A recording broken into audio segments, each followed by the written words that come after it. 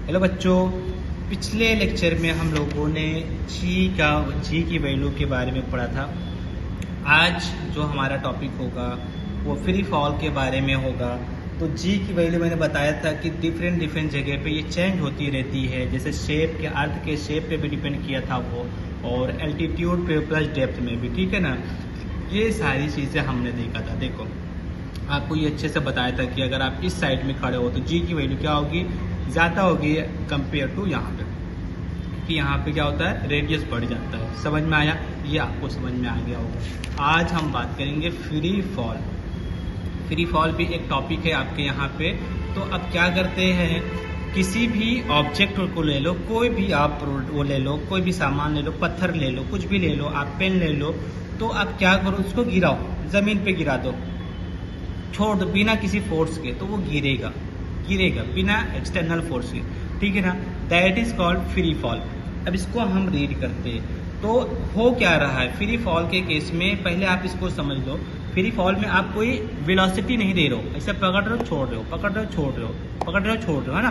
कुछ आप धक्का नहीं दे रहे हो, उसको वेलोसिटी नहीं दे रहे हो, आप इनिशियल में कोई वेलोसिटी नहीं दे रहे हो। याद रखना, अभी ये मेरी बात को याद रखना कि आपने कोई भी इनिशियल वेलोसिटी नहीं दी है।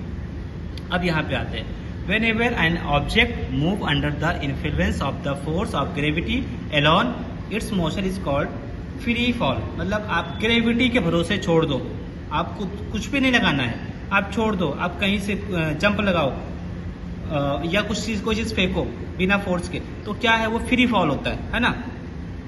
तो अब यहाँ पे क्या हो रहा है, during free fall the frictional force due to the air opposes the motion of the object and burned force also act. यहाँ पे दो फोर्स लगता है। देखो, एक कौन सा फोर्स लगता है, फ्रिक्शनल फोर्स FF, और दूसरा बर्न्ड फोर्स BF, शॉर्ट में लिखा हुआ। मतलब कोई स्टोन है, देखो यहाँ पे हाँ अभी दिख रहा है, तो यहाँ पे कोई फोर्स है, कोई पत्थर है, पत्थर नीचे गिर रहा है, मान लो कोई चीज़ हमने छोड़ा, तो वो उस पर दो फोर्स लग रहा है। एक फ्रिक्शनल फोर्स कहाँ से आएगा, एयर का फ्रिक्शन आएगा। एयर हवा भी तो रोकती है। मान लो जमीन पे आप क्या करो, एक पेपर उड़ा दो, बाहर ऊपर से आप खड़े होकर के जमीन पे पेपर गिराएंगे तो वो क्या गिरता है, बराबर क्या उड़ता है, देखो ना, क्यों, क्योंकि एयर की वजह से। और बैलेंस फोर्स, ये दो फोर्स लगते हैं, ठीक है ना।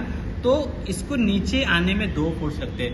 तो इससे बाद मुझे एक बात ये समझ में आ रही है कि ये फ्री फॉल तो पॉसिबल नहीं है भाई, ये ऐसे नॉर्मली पॉसिबल नहीं है।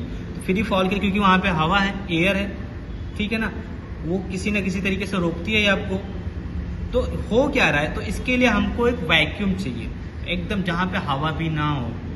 ये कॉन्सेप्ट समझने के लिए वैक्यूम चाहिए, ठीक है ना। तो अब वैक्यूम को चलो ठीक है, नहीं मिलेगा इतना जल्दी, इतना हम लोग कर नहीं सकते, तो इन दोनों फोर्स को हम लोग इग्नोर करेंगे। इन दोनों फोर्स को कर दिया इग्नोर। अब आते हैं न्यूटन बाबा के लॉ पे, तीनों उनके इक्वेशन पे आते हैं। उनके इक्वेशन पे आते हैं तो उन्होंने तीन इक्वेशन दिए थे मोशन के। पहला इक्वेशन उन्होंने क्या दिया था, V is equal to U plus AT या GT, है ना। V is equal to U plus GT। अब हमने बताया था कि आपने इसको कोई फोर्स नहीं लगाया हो, इनिशियल में आप इसे गिरा रहे हो लेकिन इसको कोई फोर्स नहीं लगा रहे हो, मतलब initial velocity U equal to हो जाएगी 0, तो U इक्वल टू हो गई 0, तो बचा क्या, GT बचा, तो V इक्वल टू क्या हो जाएगा, GT। V इक्वल टू क्या हो जाएगा, GT। कब, ये फ्री फॉल का केस है, याद रखिएगा आप। अलग से कोई फोर्स अगर कभी भी बोल दिया फ्री फॉल, तो आपको यही फॉर्मूला लगाना है। दूसरे केस में फिर अगेन यहाँ पे रखो, S equal to UT plus half GT square, ये होता था, ये आपने पढ़ के रखे हो। तो यहाँ पे आप करो, U की वैल्यू रख दो 0, तो ये पूरा टर्म हो जाएगा 0, ये टर्म हो गया 0, तो बचेगा क्या, सिर्फ यही पार्ट बचेगा ना, ये पार्ट बचेगा। तो S इक्वल टू क्या हो जाएगा, half GT square, half GT square. ये सेकेंड फॉर्मूला तैयार होगा। और तीसरा फॉर्मूला क्या था उनका, तीसरा इक्वेशन क्या था, V square equal to U square plus 2GS, ये होता था ना। तो यहाँ पे U मैंने बताया कि U की वैल्यू हो गई 0, तो सिर्फ बचेगा क्या, यहाँ पे V square equal to 2GS बचेगा। तो ये आप फ्री फॉल के लिए तीनों इक्वेशन आप रट डालिए, लिख लीजिए बार बार, यही निकल के सामने आएगा, ठीक है ना। इतना आप समझ गए होंगे। अब हम बात करेंगे, एक और लास्ट टॉपिक है हमारा, वो क्या है, एस्केप वेलोसिटी। जैसे मान लो कि अर्थ की जो ग्रेविटी है उसको हमको क्रॉस करना है। अर्थ की ग्रेविटी को हमको क्रॉस करना है, तो उस किस वेलोसिटी से हम फेंके। मान लो कि आप पत्थर फेंकते हो ना, आप बॉल फेंकते हो तो बॉल ऊपर जाता है फिर नीचे गिर जाता है, ये चीज़ तो आपने नोटिस किया होगा। बॉल ऊपर गया फिर नीचे गिर जाता है। तो किस स्पीड से हम उस बॉल को फेंक दें कि वापस ना आए नीचे, है ना। सवाल ये तो होता है ना कि किस स्पीड से हम उसको फेंकेंगे कि ये नीचे ना आवे। तो उसको हम क्या बोलते हैं, एस्केप वेलोसिटी। जैसे मान लो चंद्रयान या कोई भी हम लोग भेजते हैं यान, तो वो क्या होता है, उसको हम इस स्पीड से भेजते हैं कि वो हमारे अर्थ की ग्रेविटी को पार कर जाए। तो यहाँ पर भी तो किस स्पीड से, escape velocity is the minimum speed required to escape the a body's gravities.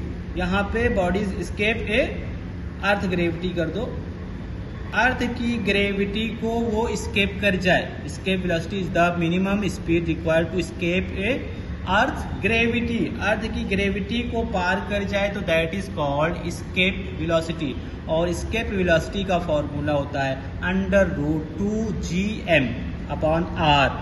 अब यहाँ पे सारे वैल्यू आप रखोगे, कैपिटल G का वैल्यू पीछे हम लोगों ने देखा था, और कैपिटल M मतलब मास का, अर्थ का मास रखोगे, और क्या रखोगे यहाँ पे R मतलब रेडियस, किसका रेडियस रखोगे, अर्थ का रेडियस की वैल्यू रख दोगे और सारे वैल्यू पुट कर दोगे, तो ये आ जाएगा 11.2 किलोमीटर पर सेकेंड। ये देखो घंटे में नहीं है, ये 1 घंटे 2 घंटे की बात नहीं कर रहा है, 1 सेकंड की बात कर रहा है कि आपने पलक आँख को जैसे बंद किया, आँख खोलते ही गायब। वो कितना दूर चला जाएगा, वो चला जाएगा 11.2 किलोमीटर 1 सेकंड में, ठीक है ना। तो इस स्पीड से अगर आप फेंक ले जा रहे हो, किसी पत्थर को ऊपर फेंकोगे, कोई भी ऑब्जेक्ट फेंकोगे, या आप खुद ही चले जाओ, तो इस स्पीड से जाओगे तो फिर क्या होगा, अर्थ की ग्रेविटी को पार कर जाओगे, आप यहाँ से बाहर निकल जाओगे, ठीक है ना।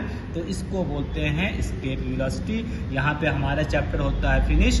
अब हम देखेंगे नेक्स्ट वीडियोस में इसके सारे कैलकुलेशन देखेंगे। तो कैसा लगा ये लेक्चर, ये वीडियो सीरीज कैसी लग रही है, आप कमेंट करो, लाइक करो और शेयर करो, सब्सक्राइब करना ना भूलो। Thank you for watching.